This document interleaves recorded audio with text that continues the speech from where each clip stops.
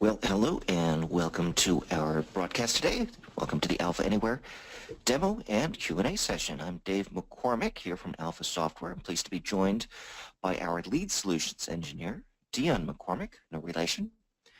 And I'm also being joined today by Chris Martin, who will be co-emceeing. He's also a sales engineer here at Alpha.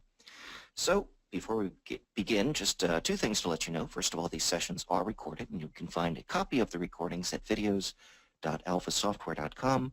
Secondly, these sessions work best when you submit questions. This is a Q&A session after all, so please type your questions into the questions box of the GoToWebinar control panel. And we'll get ready to begin. So hello, Dion, are you there? Let me just take you off mute real quick so I can hear you. Dion, are you there? Yes, I am here. Perfect. Let me go ahead and make you the presenter. All right. And I can see your screen. Awesome. You're here. All right. Well, thank you, everybody, for joining us this week. Been a little bit since we've connected, and so I'm very excited to be here. Along with me, I have my esteemed colleague, Chris, who is in the wings to answer anything that's too difficult for me, and also to handle your questions. And speaking of that, thank you very much for taking time out of your busy schedule. We have a couple questions that we've been submitted through email, which you can do always at guides, G-U-I-D-E-S, at alphasoftware.com. And if you don't mind, if you have questions, go ahead and go to your GoToWebinar control panel, open up the questions section and type it in. Chris will be monitoring those, and we'll be covering as many as possible throughout our day today. But again, thank you for taking time. We really enjoy meeting with you, and we get so much out of this, so we are ready to go. So today, what I'm going to do is, today we're going to go over a real quick set of little demonstrations, little things that I've found that are very helpful for people. And then after that, we're going to open it up for Q&A. So with that in mind, let me jump over to my other presentation here. And with that, I want to introduce Stupid Pet Tricks, the topic for today. And that may remind you of David Letterman and his weekly segment, which I think was one of his most popular, was Stupid Pet Tricks, which I found very entertaining, but very unique and interesting capabilities by pets. I just love the expression on the dog in the car. I guess the little things in life make me happy from that standpoint there. But a phenomenal segment. They really got a lot of mileage out of it and enjoyed it. So today what I'd like to do is talk about some, today's agenda, some really simple little tricks, things that are in alpha that you may not be aware of, and things that are very helpful in terms of your ability to be successful in using alpha. So they are restore backup, restore deleted files, a UX from a grid component, zipping workspaces, and last but not least is our built-in database explorer. So I want to kind of go through these. It won't take much time to go through each of these, but if you're not aware of these could be very helpful. They're actually in certain times can save you a huge amount of time and effort. And so let's go ahead and get started. So the first one I'd like to focus on is something called Restore Backup. And it's a built-in facility inside of Alpha. So I'll go ahead and go into my Alpha development environment. For people who are new to Alpha, thank you very much for joining us. And what I'm in right now is what's called the Alpha development environment. And I'm specifically at what's called the Web Projects Control Panel. And so you can see this is my demo. So I have a lot of different little components. So these are my web components, and if I want to see the different A5W pages in here, HTML, CSS, JavaScript, etc. But there's one really powerful capability. So I'm going to go ahead and go into my UX component. So I have a UX component right here. And this is I put together for a recent demonstration, and let's go ahead and just show you what it looks like real quick. It's a mobile application. Just using our standard little set of items here. These are reading from a database there. So in here I have a UX component, and I've been working on this. And let's say I make some changes. Let's say I go into,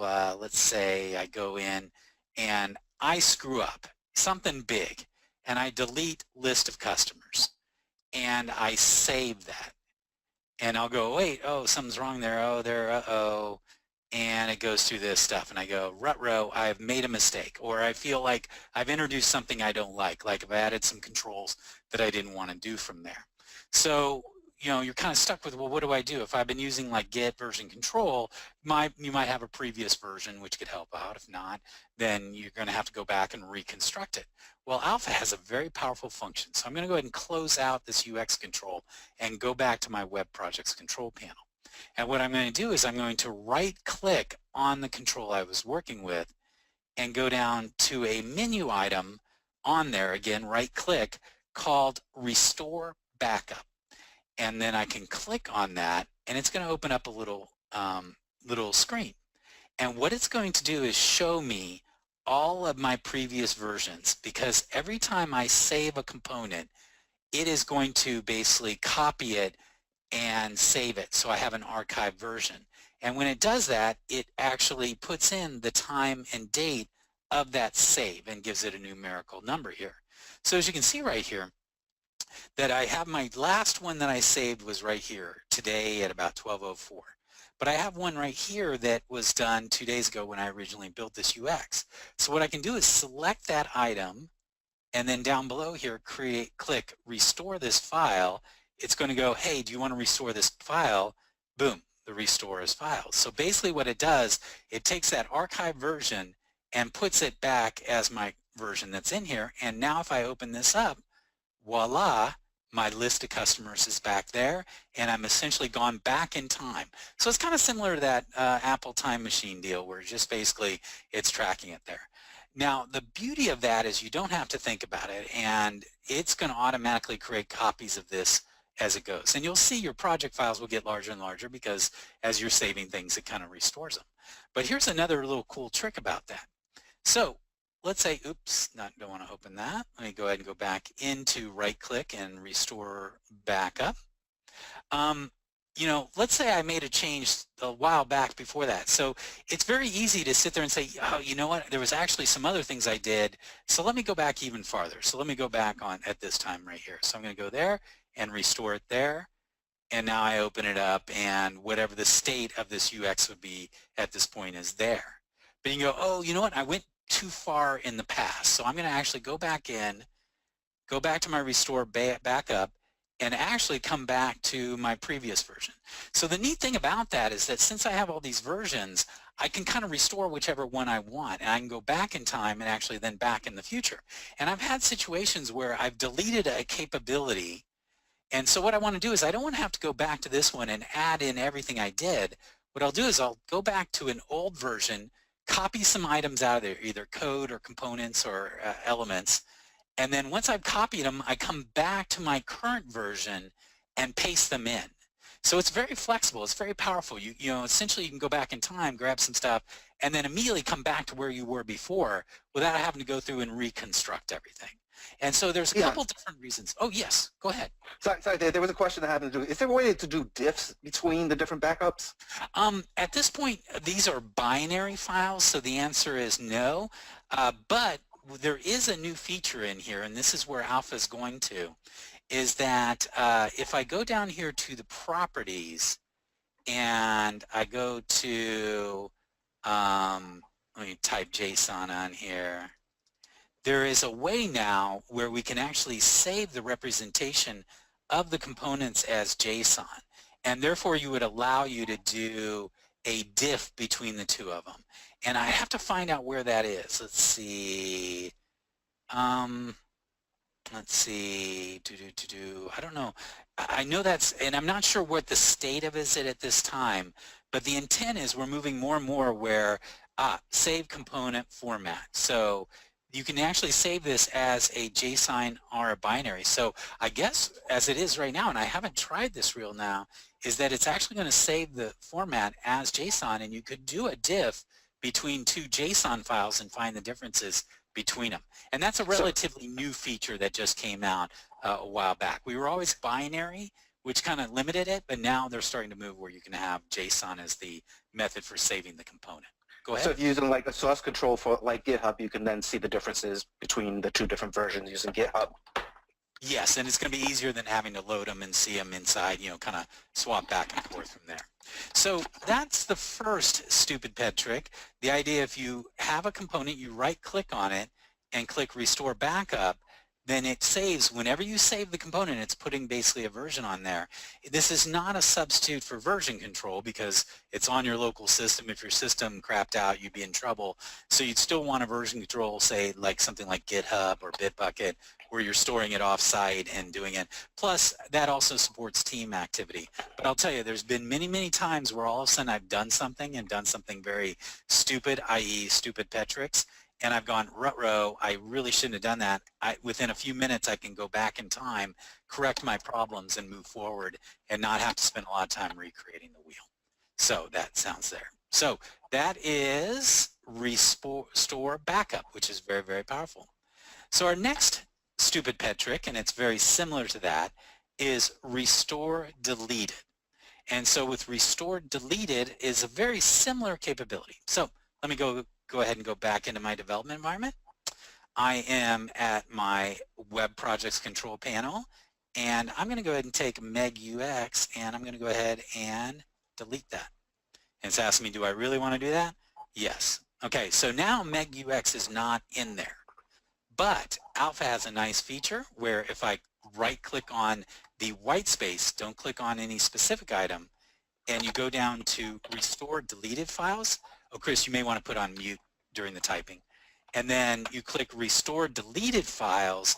You'll see here a list of all the different deleted files, including the one I just deleted here. So you'll see I've got MEG-UX underscore A5 or dot A5 to component. And now I click OK. One file is restored, and now I'm back in action here. So the beauty of that is that if I screw up and delete something, I can do it. So that's pretty cool. Now, notice that it also remembers my previous ones because it kind of links the name of the component to the history there from that standpoint. So again, if you accidentally delete something in your solution, you can right-click and do Restore Deleted Files. And what that will allow you to do is you can quickly select that file and restore it to your project, and you'll be off to the running there. So that's Restore Deleted Files. Again, a little bit more big, like ruh-roh, I deleted a whole thing versus making modifications. Now, one other thing while we're on this topic I wanted to show you is another command. So I'm going to right-click and I'm going to click on Clean Up Component Backups. And what that does is actually cleans out my backups. And so basically once my files, you know, because it's saving a copy of every one, over time my project is going to get bigger and bigger. And for modern, you know, computers, who cares? You know, it's a little bigger to zip and send places, but it's no big deal. So I really don't do this very often. But if you ever want to kind of clean up the background of it, then you can do components with backups, and then it will actually allow you to kind of clean up and delete the old stuff and get out of there. So that's pretty handy to do there. So that is the combination of Restore Backup and Restore Deleted. I'm going to talk about Zip Workspace in a minute, and it has somewhat related to that. But what I'd like to talk about now is another cool trick that I just recently found out. It's called UX from Grid Control. And it's kind of a neat little feature, and I've actually started to use that a little bit more. As you know, we have grids in our system. So let me go ahead and open up a grid here. It's a very simple grid here. So I can do a working preview of this grid. And again, this is more meant for desktop web versus mobile, but I can create these very powerful grids. Actually, let me go to the properties here and change it from alpha to GR Blue, do a working preview. Dion, while you're doing that, if you Yes. can think about this question. I was also asked if the JSON thing, we were asked if it works with grids since you're doing grids. That's a good question. Let me go ahead and go to Design, Properties. And I don't think so. I think it's really for the UX component because, you know, more and more we're starting to use list controls and things like that. So I think the grid is truly a binary object, and it's going to pretty much stay binary because of its nature, and you know, more of the work is going into the mobile side. So I would say that's really only available for But we can double check and make sure that's correct. But I'm not seeing JSON Somebody said here as to the scroll. style. Somebody said to scroll down to the very bottom. Okay. I was incorrect.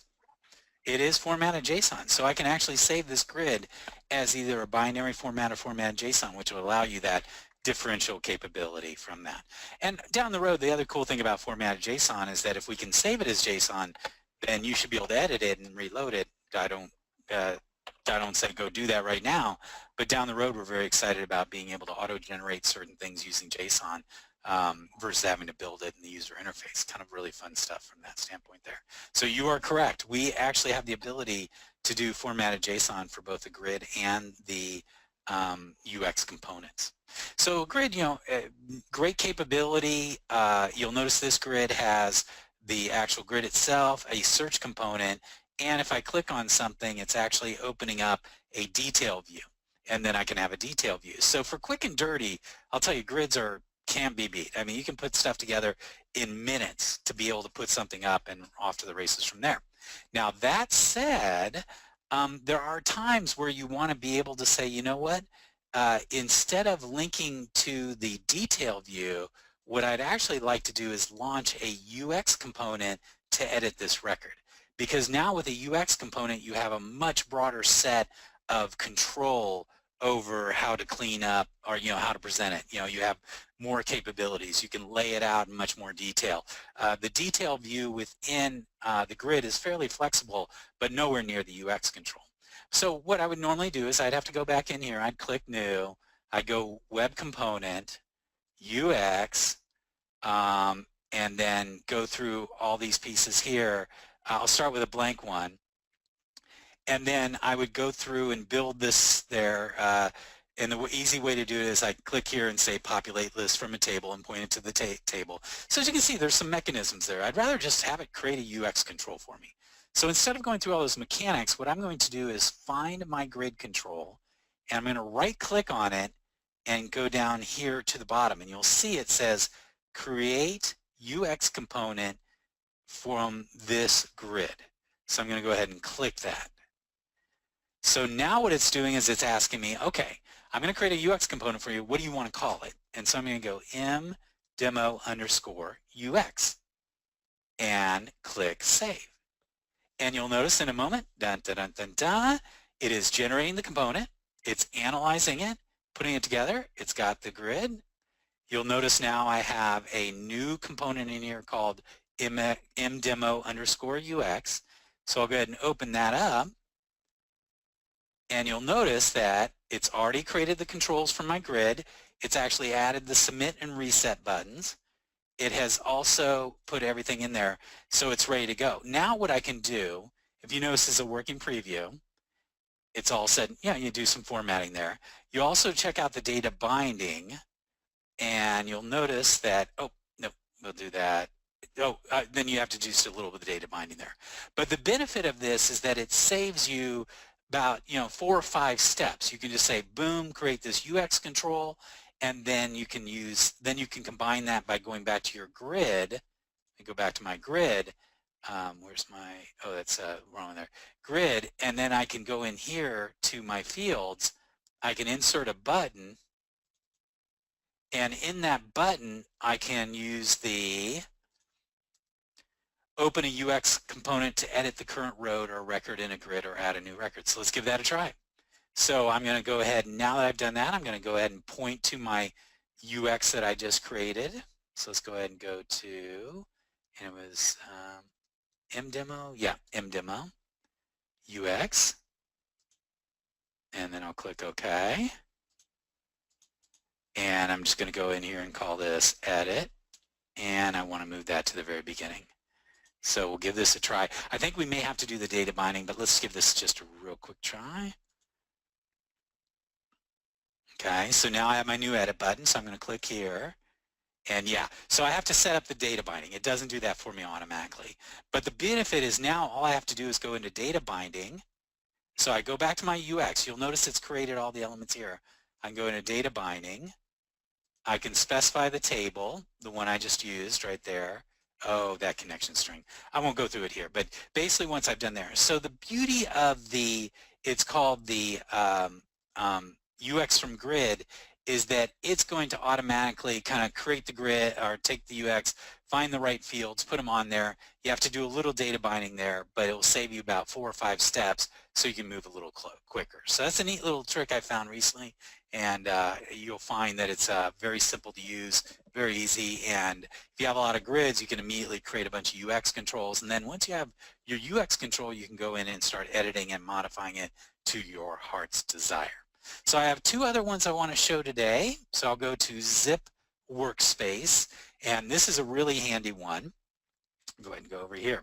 So let's say you have been working with this and you've got it all ready to go, and you either want to archive it, or more importantly, you want to hand this off to another person, and you want to be able to give them everything that you've developed. Now, obviously, you know, if it's an external database, you'll have to manage that a little differently, but if you just want to hand them a complete, ready-to-go picture of what you're working on now.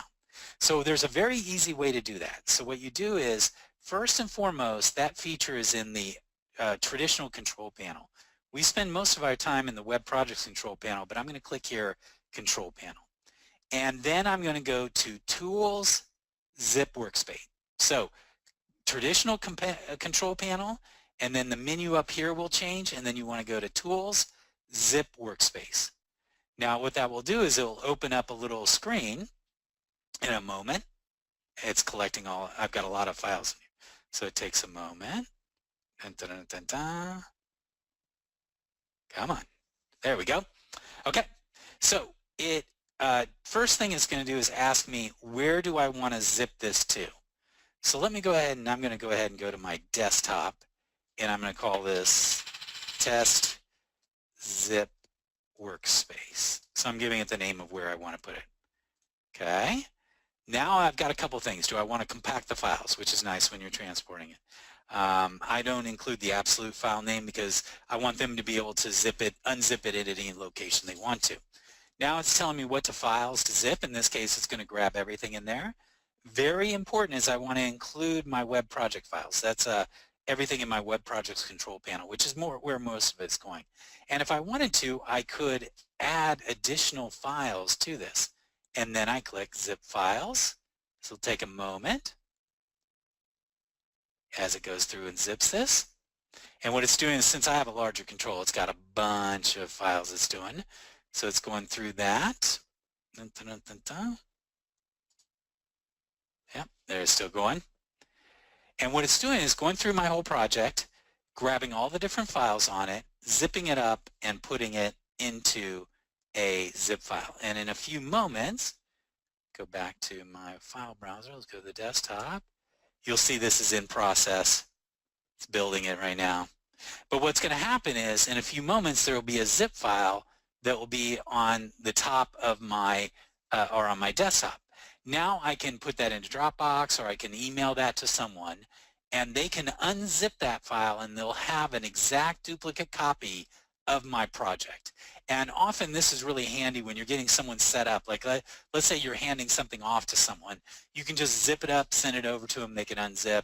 They may have to change the connection strings or a few other little things there, but then you're golden and good to go. This is just taking longer because my system is doing too much, and I should have picked a smaller project. Wouldn't take as long. Normally it doesn't take this much time. It must be something going on. Yeah, it's doing its thing. So we'll let it go from there. So that's called Zip Workspace. And the Zip Workspace is very handy. I use it probably about once a week or so because sometimes I'll say, hey, you know what, just give me a fresh install of your whole system. And then I can zip that up or take a zip from someone else, put it on my hard drive, and then I'm off to the races there. So that's another nice little stupid pet trick, which is Zip Workspace. And then last but not least is I'd like to show you the Database Explorer. And a little bit of the history of that. And then we'll wrap the presentation side of it up, and we'll open it up for questions. So if you have questions, take the time now on either what I'm showing, or if you want to on any other topic, go ahead and put them into your GoToWebinar control panel, and you'll be able to go in from there. And it finished. That's always the thing. I guess a watched pot never boils. A workspace being zipped should not be watched. to do that. So if I go back to my desktop now, where we go, dun, dun. There's, where is it? Where is it? Dun, dun. Desktop. Where's my zip file? There it is. And so that's about 25 megs, and then if I were to open that, you'll see that it's an exact replica of my project. So kind of handy, it's all built in there. The nice thing is that it will make sure that everything goes in there cleanly and you're good to go from there. Now the last thing I'd like to go is go ahead and show you, if I go back to the Web Projects Control Panel, there's some other nice little tools built into Alpha. So a couple of them, the one I would like to focus on right now is called the Database Explorer. What the Database Explorer allows you to do is, if you have databases, you can connect them. So I've gone already, just to show you, is I have some Alpha DAO connection strings here. So I've already made these different connections to my different database types. So I'm going to go ahead and close there. I'm going to go to Tools, Database Explorer. And I'm going to click this little plus button right here. And then I'm going to select, let's say, my MySQL database right there. Okay? So you'll notice now I have a little icon that looks like a database. So now I can click on there and I can look, and I can just, right within Alpha, I can see the structure of that database. So I can see, here are my different tables. When I click on a table, I can see my different fields, and I can also see what kind they are, it's a primary key, etc. And therefore I don't have to go out to an external tool. I can do all that within the Alpha environment, which is kind of handy, because sometimes you're just like, oh, how did I, which table, what was that table name, etc. And then it also shows things like indexes and references that are available within that capability there. So the way we get to that, again, is you go to Tools, Database Explorer. You have to click this plus button to select your connection string, because if you have more than one, you need to show it. And then once you've done that, you can click Connection MySQL or whatever one you want, and then look at the database and look at the items there. So that's the Database Explorer.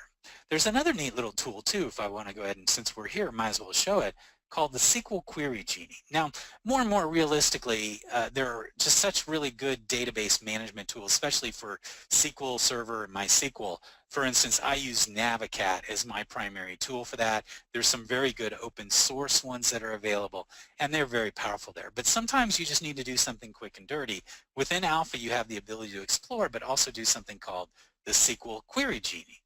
So in here, it opened up a whole interface here. So I can go into here, and I can say, okay, and so this is my query builder. So I can click Add Table up here. I can pick my table to my current connection string. Let me first show you right here. This tells me which database I'm looking at. So let's say I want to look at my MySQL one. I can then click here and go Add Table. Let's say it's Customers. And you'll notice that as I'm manually doing that, it's building a SQL statement. And then what I can do is click Action, and I could, I'm sorry, I just want to do this. Let's see, execute query right here. And you'll notice that it just runs right in here, the SQL query against that database. And if I could also do action, which is kind of cool, which I did here, is that I could import this as a DBF tile. I could create a report from this. I could export this data from X. I could copy it. So this is kind of handy kind of stuff there. But what's interesting here is I can go in here and say, you know what, I don't want everything from here, so I'm going to modify my query. So I'm going to get rid of this, and I want this column, and this column. And so you'll notice now that it's constantly updating the SQL builder. I do the query, and I see what the results are here. Now beyond that, even more powerfully, is I can go ahead and add another table. And let's go ahead and put in here orders.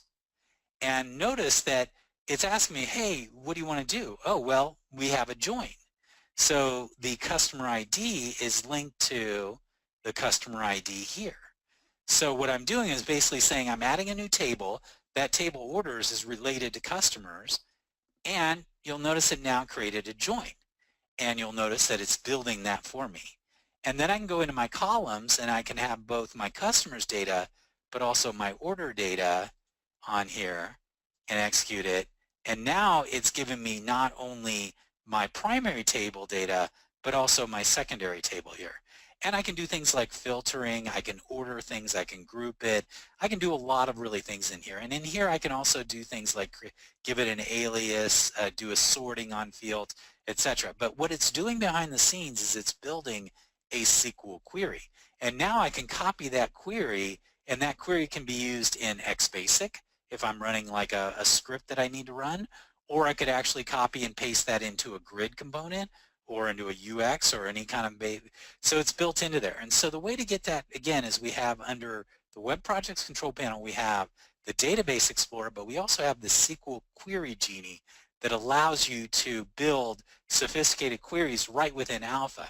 So if you don't have a third-party tool and you want to do something a little bit more interesting, you can use this, and it works great.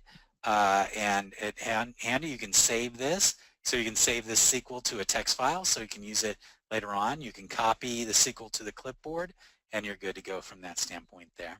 So very handy, very easy to use, and that is the last part of it. So we had Database Explorer, which also had the SQL Query Genie, very handy there. So the bottom line is we had Restore Backup, which allows you to quickly fix those uh-oh kind of moments. Also Restore Deleted, where if you deleted a file out of your project, you can get it back very, very quickly. We also showed where you can create a UX component from a grid component, which gives you a jump start on making a little bit more interesting user interface for editing for people. We also have Zip Workspace, which is useful for moving things around. And last but not least, a full suite of Database Explorer and query tools.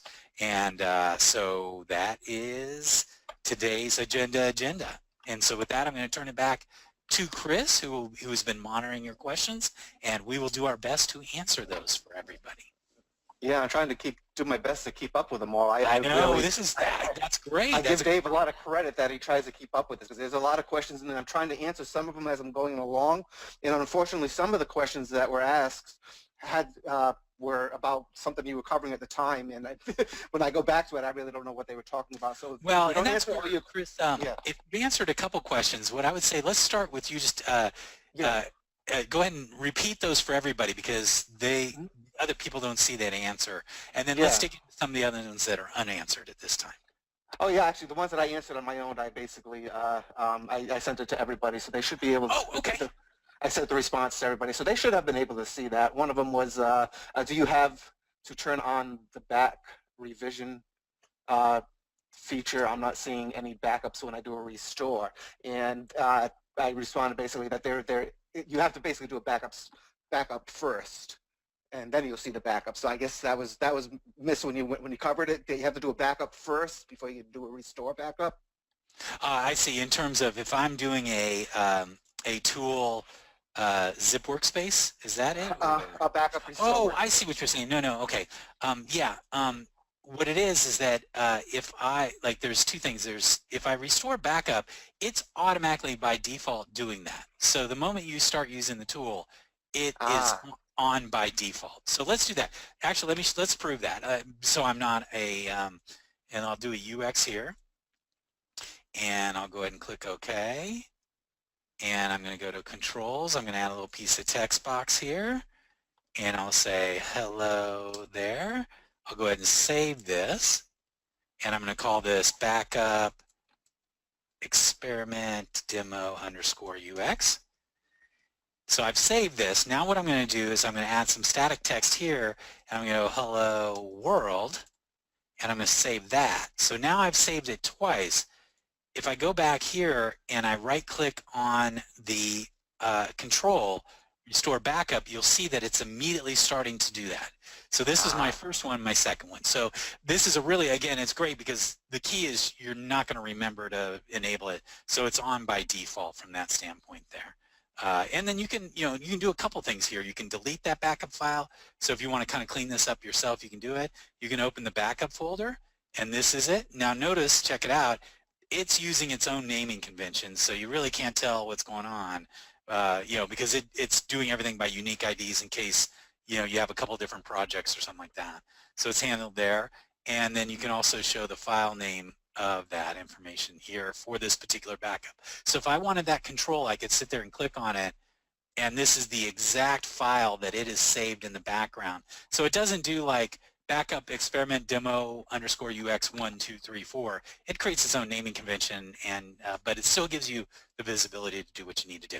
So Yeah, I normally do that by hand by returning the backup into a zip file. yes. And that way I can rename it to something completely different. That way I'm not overwriting the one that's in there. Right. Oh, yeah, that's a really handy is you can actually take a backup and restore it to a whole new version. Mm-hmm. A couple of different ways. What I'll do is I'll do a restore and then do a duplicate of that and then go back to where I want to go. So there's different ways to skin Cover it. that Yeah, cat. that's the way. That's the way I usually do it. So I wasn't too familiar with that process because like I said, that's how I usually handle the backups. We have a Great newbie question.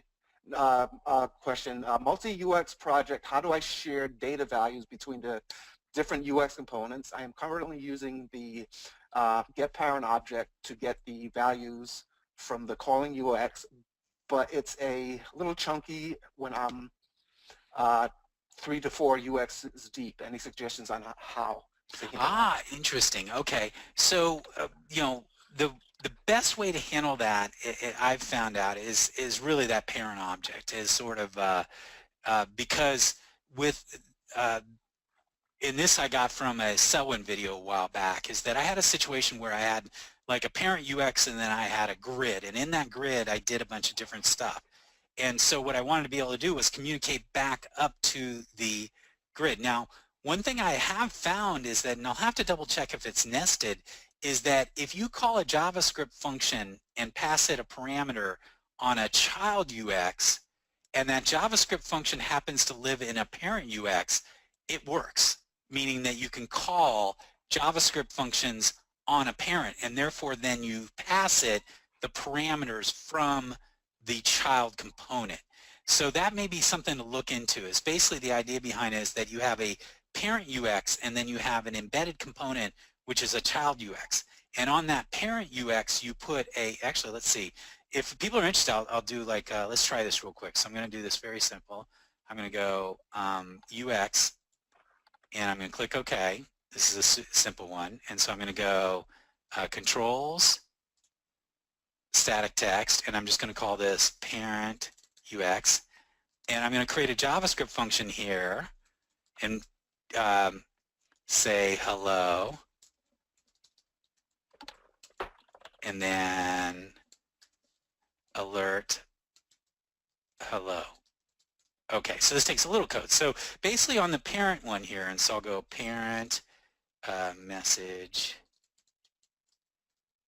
under UX. Okay, and so I'm going to go back to my controls right here. And I'm going to add a button here, and I'll go parent button. And on that, I'm going to go in here, and I'm just going to run and say hello. Okay, so basically when I run this, it should say hello. And let's see if that works. So I have there, I say there, it gives hello there. Now what I'm going to do is the following. I'm going to save that. I'm going to create a new UX. And I'm going to go ahead and do something very simple. Is what I'm going to do is I'm going to go to my controls. I'm going to get my static text. I'm going to go child UX. And I'm going to create a button here. And that button's going to be say hello from child. Okay, and I'm going to go here. And I'm going to do very similar. I'm going to say hello. Okay, now notice this is the child UX. I don't have that JavaScript function here. So I'm going to click save. And I'm going to go child message underscore UX. Okay, so if I were to run this right here, nothing happens because that function doesn't work. So I'm going to go back to my parent here, and I'm now going to go down here and I'm going to embed an object, and that object is going to be my child object. And I really hope this works.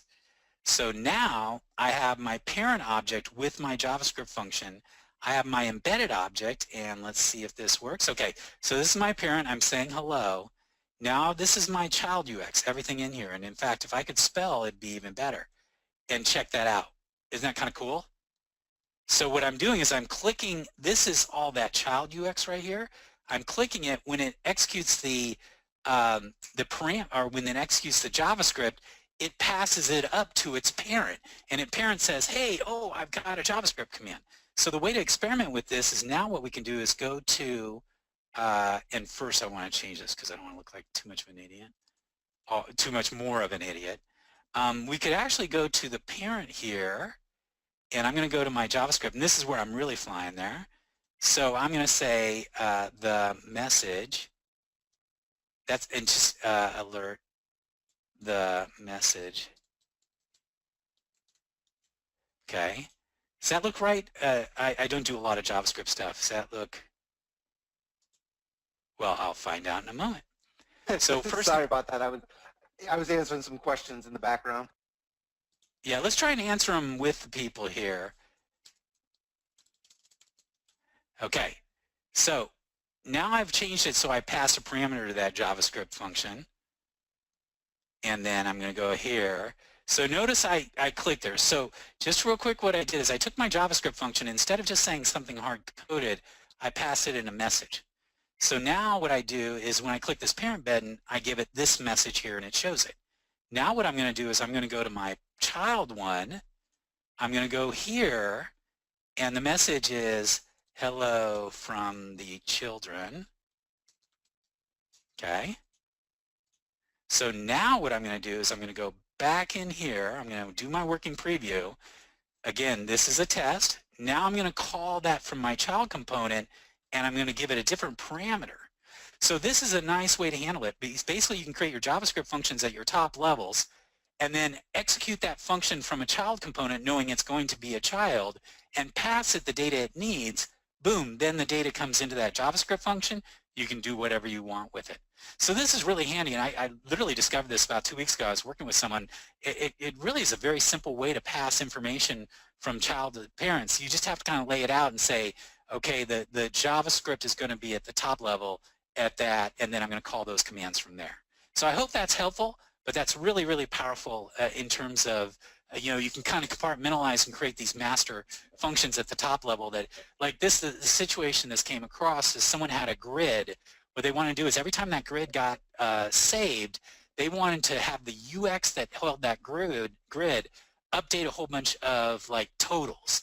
And so what they did is they called a JavaScript function on the parent that then did an Xbasic callback to do a query and do a whole bunch of things and then update the UX. So every time someone changed something in the grid, we just called that function on the onChange event, or in the grid there's an on record save, and it just does that. Pretty cool. Hey, got another question here. Using a list control within a tabbed UI, list control can open up multiple records in other tabs. How do I make sure that each tab is isolated from Xbasic routines, i.e. using aliases? That may be something I have to do a little research in. So you have a list control and you have multiple tabs. I tend to use panels because you can actually have panels act as tabs versus tabs themselves. But I'm not sure. I guess I'd have to understand a little bit more of the challenge. So the idea is you click on a list control and then you're opening a UX inside of a tab. I guess I'm not connecting to the full requirement. Yeah, that's pretty much it. Yeah, list control can be opened up in multiple, open up multiple records in other tabs. Yeah. So yeah, maybe they can email it. What's the email address for it? It's guides, G-U-I-D-E-S @alphasoftware.com, and we can once we do get the answer, we'll obviously share it with everybody. But now just a little bit more information on there. Since we're here, I have another question. Someone asked us at guides at alphasoftware.com. They have a Quickbooks system, and they want to be able to actually edit information in that Quickbooks with Alpha. And the answer is yes, you can do that. I'm going to go back to my web project control panel. I'm going to go to my tools, Alpha DAO connection strings, and I'm going to click new, and I'm going to say build. One of the connection string technologies is actually QuickBooks and QuickBooks Online. So it allows us to actually connect to a QuickBooks instance running on the same machine or connect to QuickBooks Online. Now, the cool thing about that is it just treats it kind of as a big database.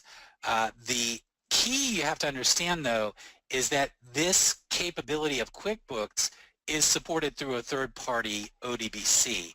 and I forget the name of it. Let me see if I can bring it up real quick. So we have this built into it, but you're still going to need to purchase a third-party piece of software that basically turns QuickBooks into ODBC or QuickBooks Online.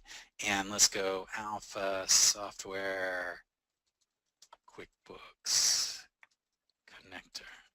Okay, and so the item is, let's see,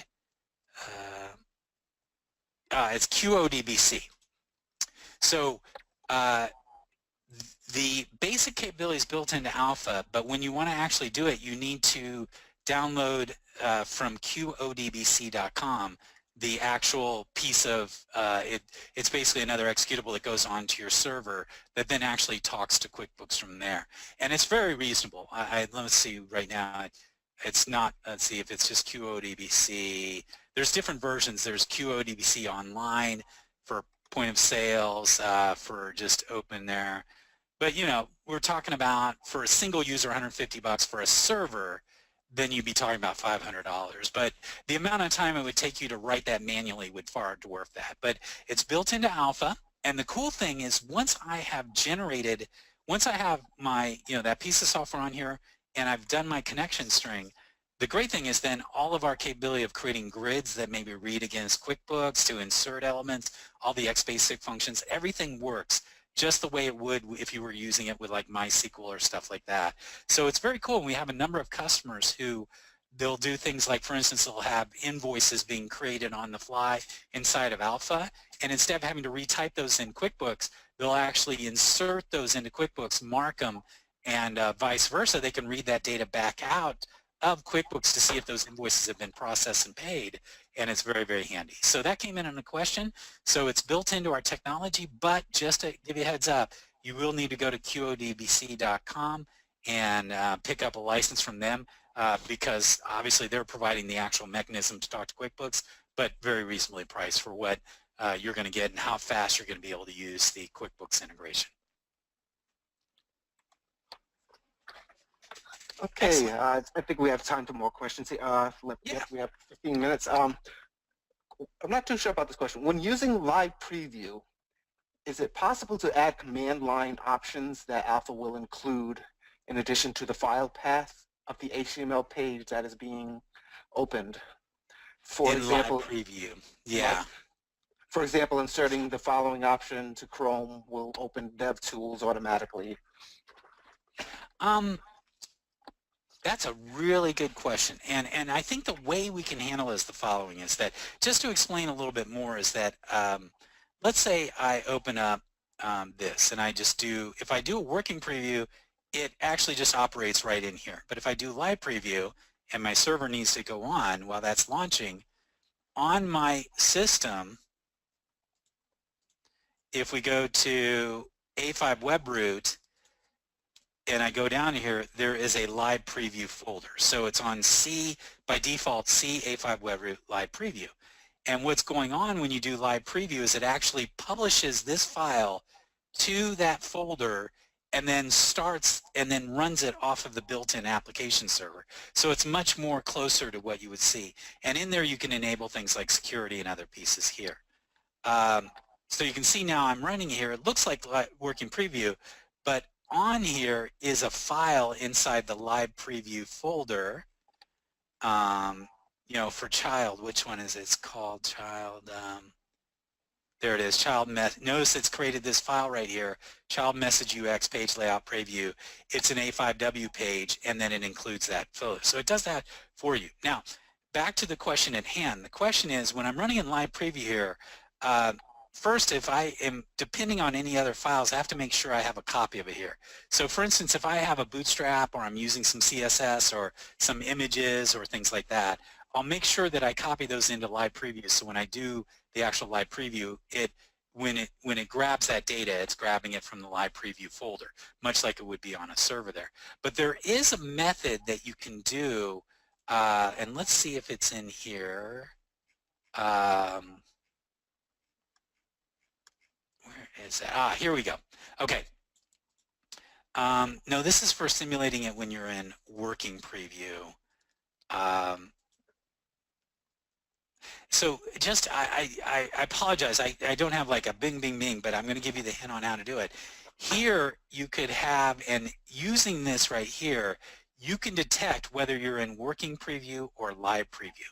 So this is where if I want to use a session variable in working preview, I can detect if I'm in working preview and then create my session variables, which is very handy for testing and for development purposes. But the opposite is true here. With here, I could actually do the following: is I could detect whether I'm in live preview, and I'm in a live preview, then I can do something along the lines of e.javascript equals alert live preview, and there. So I can emit some JavaScript here that then would run when I'm in live preview, that could have it do other things and maybe trigger, as you said, the debug or something like that. So there is a mechanism within here where we can detect if we are running in working preview versus live preview, and if we're in live preview, then we can emit a set of JavaScript to then perform specific actions when we're in that environment. And for people who are developing, the opposite is very true, is that when you're in working preview, you really don't have these things called session variables. Those are things that live on the server. But if your app depends on them, what you can do is say, you know, when I'm in working preview, my session.name is equal to John. My session.user ID is equal to Bill, Bill 232. And then what I can do is and so when I'm in test mode, I don't have to worry about getting a failure message of saying no session variables are available. It will create these test ones, and therefore I can do testing inside working preview without having to publish it and run it on the server or do things along those lines. So very handy. So I think that's your kind of method, is that when you're in live preview, you can use the e.javascript to execute the other pieces you want to do. Back to you, Chris. Okay, next question. This is more of a best practices question. What should the default landing, number one, what should the default landing page be for both web and mobile? What is the best practice for the location of the web and mobile app using the same data source? So I guess they have a combination of running on, I guess, a web and mobile. Yeah, I mean, I always use like, there's a couple of different ways to handle that. Like normally I use for the web one, I use index.a5w, and therefore if they just hit that directory, it's going to pull up that from that standpoint there. But actually the way I would approach that, my assumption is they want to use a here's my assumption of what's going on, is that they want to deploy it through the desktop web and also the using the browser, and then on the mobile device they want to deploy through the web browser on the mobile device, but they want to hit the same URL for both of them. And the cool thing about that is that if you wanted to, you could go ahead and use the responsive rules layout settings, so you could literally create one UX that works for both desktop web and mobile, and then use the responsive layout settings inside your primary UX, and you can add a rule that actually tells you, am I mobile or not? And so you can actually tell it, and then based on that you could then show them a different layout for when they're on the web versus when they're on the mobile. Now if that's a little bit too much, then usually what I do is I create for my landing, I have let's say it's coolapp.com, and then I will also create a subdomain called mobile.coolapp.com, and that will just point to a different directory that I published my mobile files in versus the directory that I published my desktop web. And so therefore when they go to mobile.there, and there's some other tricks to detect on the web page and maybe automatically redirect them when they hit the web page. Chris, you might have a feel for how to do that there. But often what I'll do is I find that, you know, the mobile, if you're doing that within the web browser for both desktop web and the mobile, often I'll have two different folders, one called just the default folder for that domain, and another one called mobile that they can hit to give them mobile experience. And then what I do is I can use the responsive layout settings, and I can add a action here to run a piece of JavaScript to send them to a different page. So for instance, just to show you how to do that, is that I have my primary UX they're going to hit, and then I can say mobile is my rule name, and I can say device is, where is it, is mobile, where, there we go, is equal to true, okay? And now what I can do, the action here, JavaScript, I can run this little piece of JavaScript here saying window.location,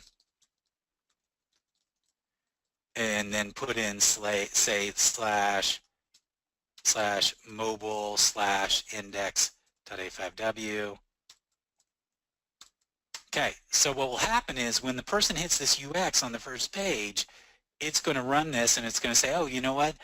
If I've set up a completely separate folder with all my mobile optimized, then they can send them there. But then what I can also do is within that I can put in a link to say I want to see the full site. Some people will say I want to see the full site, and then they can click and go back to the original directory there. So those are kind of some strategies I've used in terms of how to handle it, either using the responsive layout settings to handle that, kind of detecting what platform they're on and then redirecting them to the right page to display the optimized environment for those items there.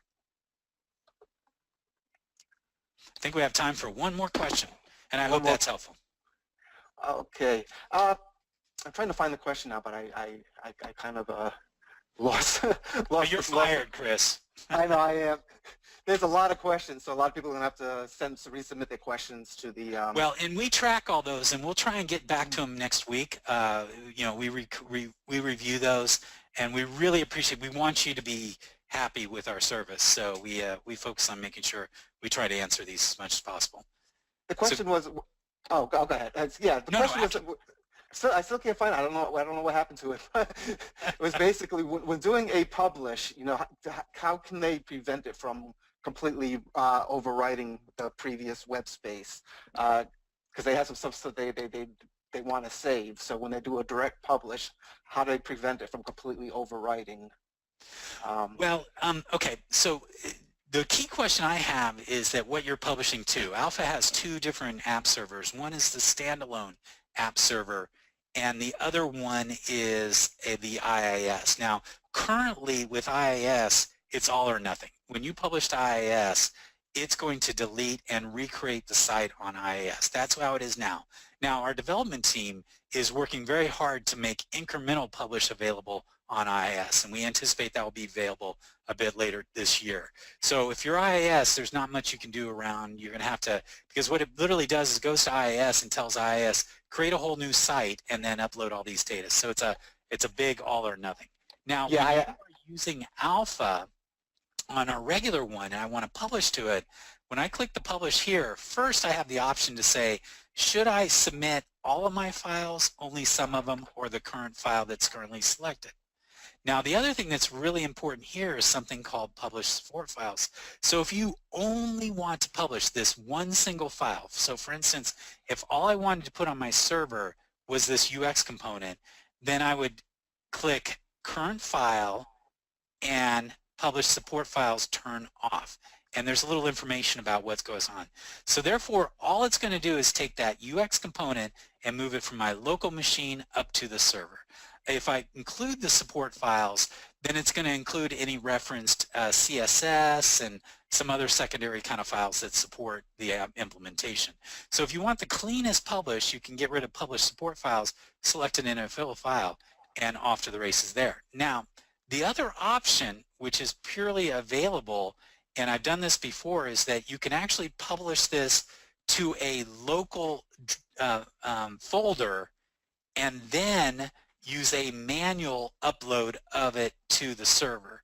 Now, that works really well with UX components because UX components kind of are just holistic kind of things. Grids are a little different animal. You really have to publish a grid before it can. You can't just drag a grid component off your local device up to the server. It has to be published. So what you can do there is publish to a local drive, local folder, and then manually copy the published version up to the server. And so this is kind of a way you can control what goes on your server. If it's IIS, there's not much you can do right now, but that is coming. So be patient.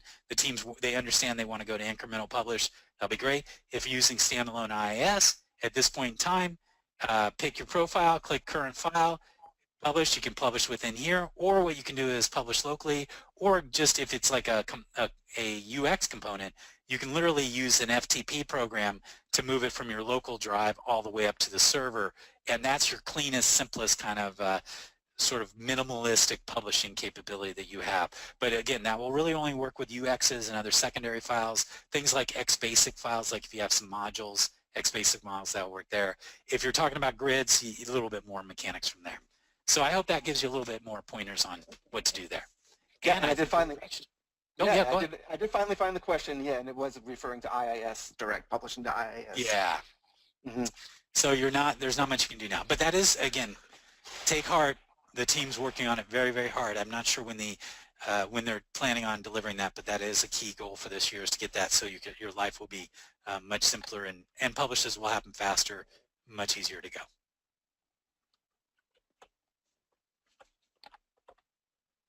Okay. Okay. I think that's everything. You want to close it out, Dion? That should be it. Well, hey, thank you very much, everybody. We want to say super thank you for taking the time to visit with us. Awesome questions. We're sorry if we didn't get your questions. We are recording those questions, and we'll be going through them. If there's something urgent, you can always email us at guides@alphasoftware.com. That's GUIDES. Also remember, documentation.alphasoftware.com. The team, specifically Sarah, is working very hard to add more and new content all the time. And also we have our videos at alphasoftware.com, which also has great videos. So thank you very much, and you guys have a great week, and we appreciate you visiting us, and get those questions in.